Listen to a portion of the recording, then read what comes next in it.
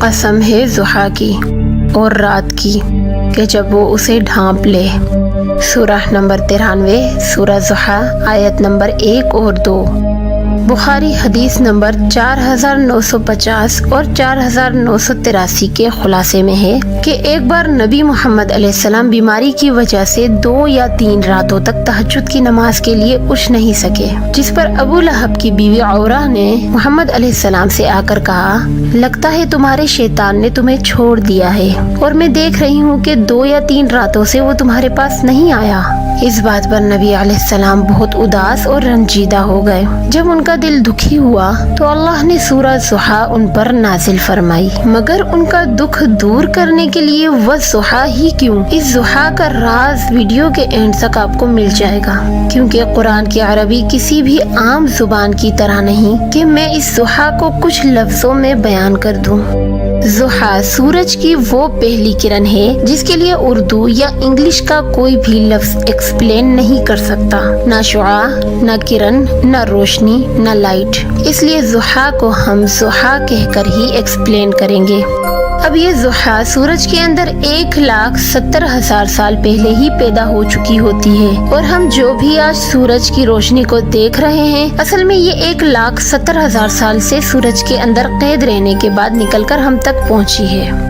اب ضحیٰ کے یہ ذرات یعنی فوٹونز ایک بار سورج کے اندر سے آزاد ہونے کے بعد 8.3 منٹس کے بعد ہم تک پہنچتے ہیں، لیکن یہ اتنی چمکدار ہوتے ہیں کہ زمین تک آنے سے پہلے ہی ہمیں نظر آنا شروع ہو جاتی ہے، جو ہم صبح سورج نکلنے سے پہلے دیکھتے ہیں، جو ایک بہت خوبصورت روشنی کے سرکل کی طرح نظر آتی ہے، جس کا نام زوڈیک لائٹ رکھا گیا ہے۔ اصل میں سورج سے لے کر زمین کے بیچ تک جتنے بھی شہاب ٹوٹ کر گزر چکے ہوتے ہیں، ان کی چھوڑی ہوئی ڈسٹ میں سے گزر کر یہ ضحیٰ ہمیں ایسی نظر آ رہی ہوتی ہے۔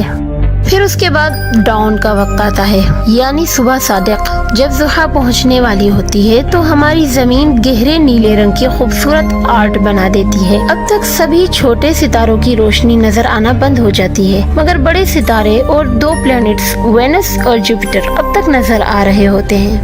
اس کے بعد ضحیٰ کا رنگوں کے ساتھ کھیلنے کا وقت شروع ہو جاتا ہے، جس کو ٹوائلائٹ کہا جاتا ہے۔ اس وقت نہ بالکل اندھیرا ہوتا ہے نہ بالکل روشنی۔ یہ 120 سیکنڈ کے اندر تقریباً 7,000 رنگ چینج کر سکتی ہے۔ یہ وقت شفق کہلاتا ہے، جس کی قسم خدا نے قرآن کی سورہ نمبر 84 سورہ انشقاق میں کھائی ہے، آیت نمبر 16۔ قسم ہے شفق کی سرخی کی جب وہ چھا جائے۔ خیر یہ رنگ سورج نکلنے کے سائیڈ ہوتے ہیں، جبکہ سورج ڈوبنے والی سائیڈ اسی وقت ایک گہرے نیلے رنگ کی پٹی بن جاتی ہے، جو کہ اصل میں زمین کا اپنا ہی سایہ ہوتا ہے، جو اس ضحیٰ کی وجہ سے اسپیس میں بن جاتا ہے، جو اسپیس میں 14 لاکھ کلومیٹر تک پھیلا ہوا ہوتا ہے۔ سورہ نمبر 25 سورہ فرقان آیت نمبر 45 میں ہے، دیکھو تمہارے رب نے سائے کو کس طرح پھیلا دیا ہے۔ اب ضحیٰ کے ہم تک پہنچنے کے ٹھیک چند سیکنڈز پہلے ٹوائلائٹ کے وقت ہی ایک اور رنگوں کی پٹی نظر آتی ہے، جس کو دا بینڈ آف وینس کہتے ہیں، جس کا رنگ اورنج، پرپل اور پنک میں سے کوئی بھی ہو سکتا ہے۔ اور اب جب سن ڈسک نظر آنے لگتی ہے اور اس وقت ہماری آنکھیں پہلی بار ضحیٰ کو دیکھ رہی ہوتی ہیں، تو اس ضحیٰ کا رنگ ڈارک اورنج ہوتا ہے، کیونکہ ہماری زمین کی ہوا بہت ڈینس ہوتی ہے، جس وجہ سے ضحیٰ بھی دھیمی ہو جاتی ہے، جس کو سائنس میں گوڈ رے یا سن بیم کہا جاتا ہے۔ اب سن ڈسک اوپر آتے آتے ہوا کی ڈینسٹی کم ہوتی جاتی ہے، جس وجہ سے ضحیٰ کا رنگ سفید ہونے لگتا ہے۔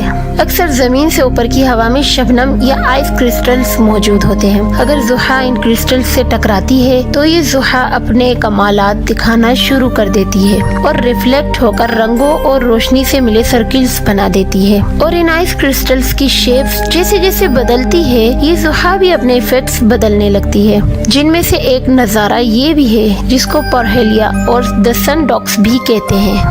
ابھی بھی ضحیٰ کے کھیل ختم نہیں ہوئے۔ اب اگر آسمان پر بادل ہوں تو ان بادلوں کے اندر جو کچھ بھی ہوتا ہے، ضحیٰ ان سے ٹکرا کر کلاؤڈز ایریڈیسنٹ بنا دیتی ہے۔ اس انتہائی خوبصورت منظر کو یونانیوں نے اپنی دیوی آئرس کے نام سے آئرسیشن رکھ لیا تھا، اور اس وقت اس یونیورس کے سارے رنگوں کے اسپیکٹرم کا 95% رنگ ہمیں اس میں نظر آ سکتے ہیں، یعنی رنگوں کے 1,00,000 شیڈز۔ सूरा नंबर 2 सूरा बकरा आयत नंबर 164। बादलों में तो सोचने समझने वालों के लिए बहुत सी निशानियां हैं। अब ज़ुहा का एक मशहूर करतब जिसको बच्चा बच्चा भी जानता है, जो बारिश के बाद हवा में मौजूद पानी के कतरों पर पड़ने वाली ज़ुहा से बनी रंगों की गोल पट्टी यानी रेनबो, जिसको उर्दू में कौसे क़ज़ाह कहते हैं। और अगर ये उन कतरों में से एक नहीं बल्कि 2 बार रिफ्लेक्ट हो जाए तो 2 कौसे क़ज़ाह भी बन सकती हैं। अब एक और चीज जो ज़ुहा बनाती है वो है सेलेनियस हेलो। ये तब होती है जब ज़ुहा हवा में मौजूद शबनम के कतरों से इस तरह गुजरे कि जमीन पर पड़ने वाले साये के इर्द गिर्द एक सफेद दायरा यानी व्हाइट सर्किल बन जाता है, और ये सफेद दायरा भी उस साये के साथ साथ चलता रहता है।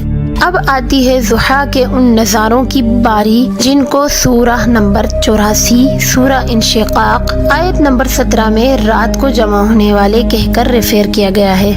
अब शुरू होता है द गोल्डन आवर, जिसमें ज़ुहा बिल्कुल गोल्डन रंग में नजर आने लगती है, यानी शाम के वक्त। सूरा नंबर 71 सूरा नूह आयत नंबर 16 में सूरज को एक चमकता चिराग कहा गया है, और ये आयत इस गोल्डन लैंप जैसे दिखने वाले सूरज को ठीक से एक्सप्लेन कर देती है। अब गोल्डन आवर के बाद एक बार फिर से द ट्वाइलाइट जोन बनने लगता है, और अब अगर जमीन से सिर्फ 25 किलोमीटर ऊपर बादल मौजूद हो तो ये ज़ुहा उसके नीचे से गुजरते हुए रंगों का समुद्र बनाने लगती है। और अब एक बहुत नायाब और कीमती लम्हा बनता है जब सूरज बिल्कुल डूब जाता है। सन डिस्क के गायब होते ही हम ज़ुहा की आखिरी झलक अपनी आंखों से देखते हैं, जो अजीब तरह का हरा यानी ग्रीन रंग बनाती है, जिसको ग्रीन फ्लैश कहते हैं, जो समंदर पर वाज़ेह नजर आते हैं क्योंकि समंदर पर उफक बहुत साफ होता है। ये बस एक लम्हे का मंजर होता है जिसको देखना भी अपने आप में एक हैरत अंगेज नजारा है, जिसके हर टेक्निकल रीजन को एक वर्ड में एक्सप्लेन किया जा सकता है, हैरत कदा। अब सन डिस्क के उफक से 18 डिग्री नीचे जाते ही टेक्निकली रात का वक्त शुरू हो जाता है, और अब और भी अनएक्सप्लेन्ड चीज यानी द नाइट शाइनिंग क्लाउड्स का खेल शुरू होता है, जो अक्सर फिनलैंड और एस्टोनिया जैसे इलाकों में नजर आता है। आसमान पर 85 किलोमीटर की ऊंचाई पर जहां टेम्परेचर -78 डिग्री सेंटीग्रेड तक होता है और फिजा में मीथेन गैस बहुत ज्यादा होती है, और उनके साथ ज़ुहा के छूटे हुए जर्रात मिलकर यह खूबसूरत क्रिएशन बनाती है, जिसको डिस्क्राइब करने के लिए मेरे पास कोई अल्फाज नहीं है, क्योंकि ये कोई बादल नहीं है, सिर्फ ज़ुहा की एक ऐसी ट्रिक है जिसके सामने दुनिया के हर जादूगर की ट्रिक गुमनाम सी लगती है। ये सिर्फ ज़ुहा का अक्स है जो ऐसा नजर आ रहा है। अब सबसे आखिर में ज़ुहा का सबसे खूबसूरत मंजर और कुदरती लाइट शो, जिसके आगे आर्टिफिशियल और नेचुरल हर किस्म के खूबसूरत मंजर फीके लगते हैं। The northern lights.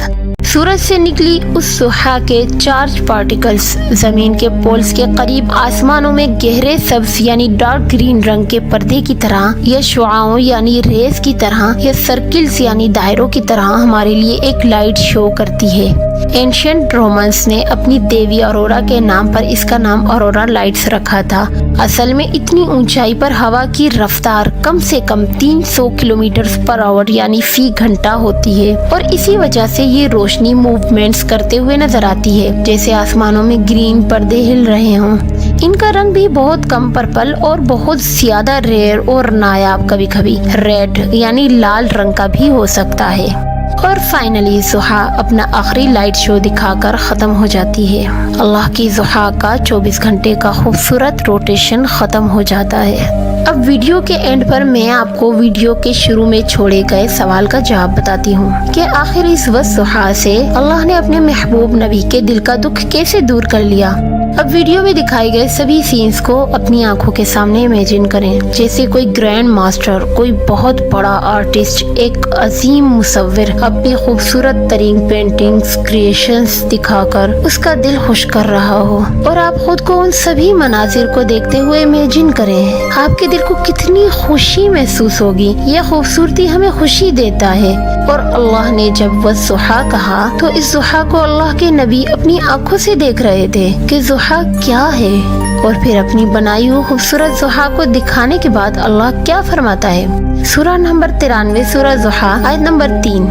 نہ ہی تیرے رب نے تجھے چھوڑا ہے اور نہ ہی وہ تجھے بھولا ہے۔ اور اب اس کے بعد کی آیت نمبر 5، 6، 7 اور 8 کا مفہوم یہ ہے، جو آنے والا ہے وہ گزر چکے سے بہتر ہوگا اور تمہارا رب تمہیں وہ دے گا جس سے تم خوش ہو جاؤ گے۔ کیا اس نے تمہیں یتیم پا کر رہنے کی جگہ نہیں دی؟ کیا اس نے تمہیں بھٹکا ہوا پا کر راستہ نہیں دکھایا؟ کیا اس نے تمہیں ضرورت مند پا کر غنی نہیں کر دیا؟ اللہ اپنے بندے کو اپنی بنائی ہوئی ضحیٰ کی قسم کھا کر، جس ضحیٰ کے ایک ایک منظر اتنے خوبصورت ہوں، اس کا رب کیسے ہمیں اکیلا چھوڑ سکتا ہے؟ جو ضحیٰ اتنی خوبصورت ہو، اس کا بنانے والا کتنا خوبصورت ہوگا، اور جو قرآن اتنی خوبصورت باتیں، اتنے سکون والی باتیں دے سکتا ہو، قرآن بنانے والا کتنا خوبصورت ہوگا۔